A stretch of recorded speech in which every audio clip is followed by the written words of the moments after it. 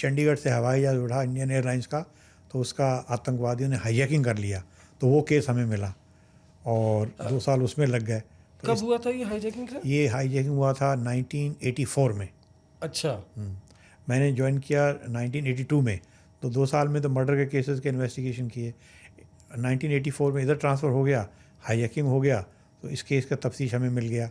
चंडीगढ़ से हाईजैकिंग हुआ था। कौन सा प्लेन था? ये कितने प्लेन सवार थे? इंडियन एयरलाइंस का प्लेन था और 136 सवारियां थीं और इसका हाईजैकिंग का टर्मिनेशन दुबई में हुआ और दुबई से हाईजैकर्स को प्रत्यार्पण नहीं, डिपोर्टेशन कराया। एक स्पेशल एयरक्राफ्ट जो लोकल गवर्नमेंट से, उसने दुबई गवर्नमेंट ने बहुत मदद करी, तो अमेरिका का एक स्पेशल एयरक्राफ्ट हायर किया, उसमें उनको बिठा दिया और उनको दिल्ली में उतार लिया। फिर उनकी ट्रायल हमने अजमेर में कराई, क्योंकि आतंकवाद का माहौल था तो दिल्ली में रखना ठीक नहीं था, तो अजमेर में उनकी ट्रायल चली 12 साल और उन सबको लाइफ टाइम मिला। फिर सुप्रीम कोर्ट से उनकी जमानत हो गई 12 साल के बाद में और केस इस तरह से चलता रहा। नहीं, ये हाईजैकिंग वाली थोड़ी हमें बता सकते हैं, कब हाईजैक हुआ और किस मैंने सीबीआई की भूमिका क्या थी उसमें? नहीं, हाईजैकिंग हो गया, हम्म अब किसी को इन्वेस्टिगेट करना है हम्म तो चंडीगढ़ पुलिस भी इन्वेस्टिगेट कर सकती है हम्म और सीबीआई भी इन्वेस्टिगेट कर सकती है। हम्म तो चंडीगढ़ पुलिस ने इन्वेस्टिगेट ना करके केस को ट्रांसफ़र सीबीआई को करा दिया। अच्छा। क्योंकि सीबीआई के साधन ज़्यादा होते हैं। अच्छा। और इसमें चूँकि विदेश का मामला था तो एक्स्ट्रेडिशन कराना है, डिपोर्टेशन कराना है, विदेश से एविडेंस को इकट्ठा करना है, तो ये सारे काम थे। इसलिए सीबीआई को केस ट्रांसफ़र हो गया और उसका तफ्तीश हमें मिल गया। इस तरह से ये हुआ। तो क्या तफ्तीश की, कैसे? तफ्तीश में ये था कि सबसे पहले तो हाईजैकर्स को दुबई से वापस लाना, इसमें सीबीआई की भूमिका ज़्यादा नहीं थी। हाईजैकर्स को उन्होंने वहाँ पकड़ लिया था, तो इसमें तो हमारी डिप्लोमेसी की ज़्यादा भूमिका थी, उन्होंने वापस भिजवा दिया। उसके बाद में कैसे योजना बनाई, कंस्पिरेसी कैसे हुई सातों हाईजैकर्स में, और वो एक विशेष समुदाय के थे, उसका नाम नहीं बताना चाहता हूँ, और वहाँ अब शांति है।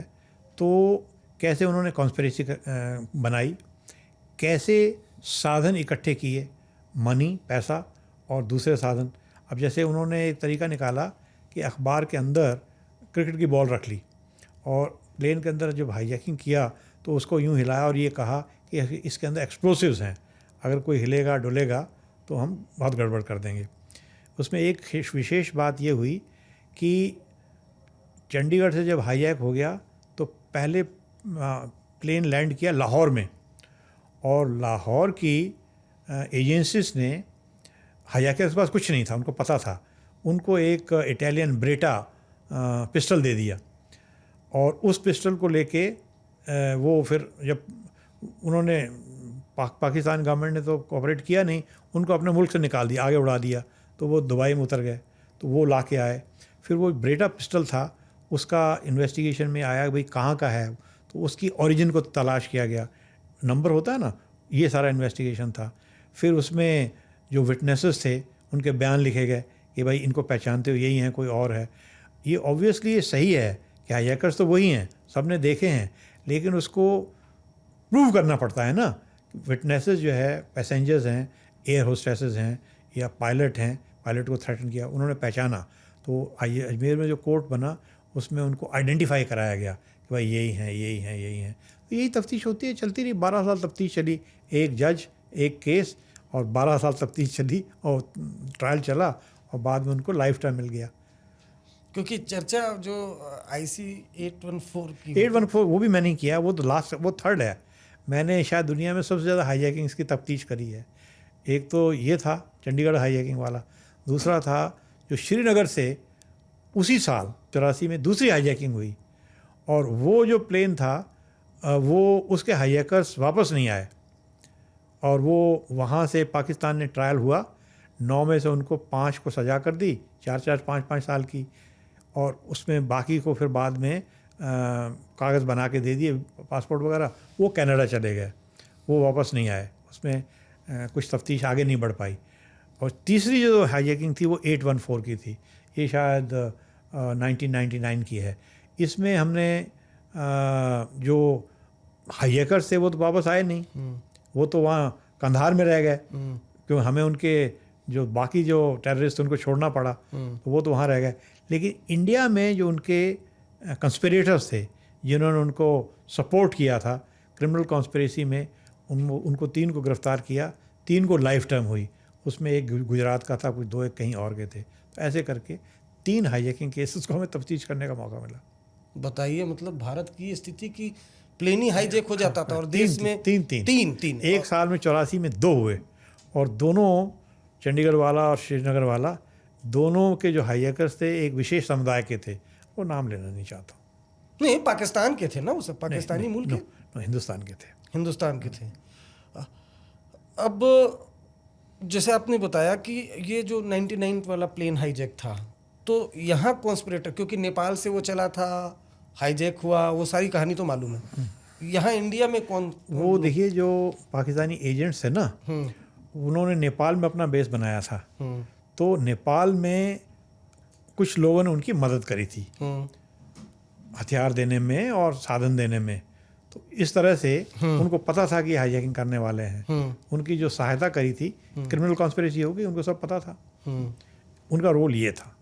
अमेजिंग, मतलब 3 हाईजैकिंग की, तो बड़ा हेक्टिक होता होगा ये इन्वेस्टिगेट करना। इन्वेस्टिगेशन कुछ ज़्यादा नहीं होता है, बट फिर भी क्योंकि बहुत सेंसिटिव संवेदनशील केस होते हैं, तो इसमें एविडेंस को अच्छी तरह से इकट्ठा किया जाता है जिससे कोर्ट में सज़ा हो जाए।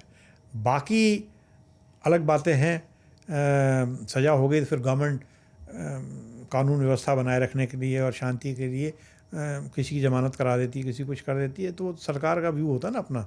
किसकी जमानत करा? जैसे ये जो चंडीगढ़ हाईजैकिंग वाले थे, इसमें सुप्रीम कोर्ट के सामने केस लगा, तो सुप्रीम कोर्ट ने, हमने कहा कि ज़मानत इनकी नहीं होनी चाहिए।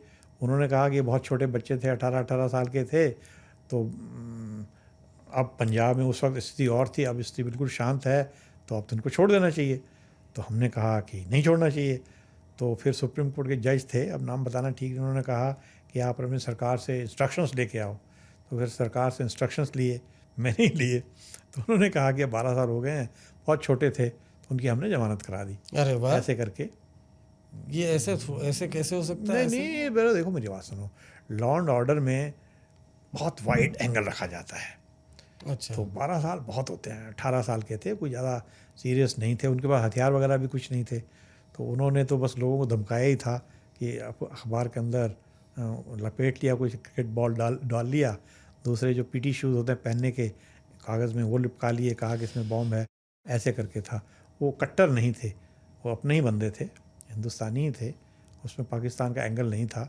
तो जो उस क्षेत्र में आक्रोश था, ये आक्रोश को उजागर किया उन्होंने इस तरह का ये करके। तो ये एंगल अलग है, जबकि 814 का एंगल बिल्कुल अलग है। 814 में तो उनका एंगल ये था कि अपने आतंकवादियों को जो हमारी जेलों में बंद थे छुड़ाना है। उसमें एक आतंकवादी तो जम्मू जेल में था, सरकार की इंस्ट्रक्शन पे उसको जम्मू जेल से निकाला गया।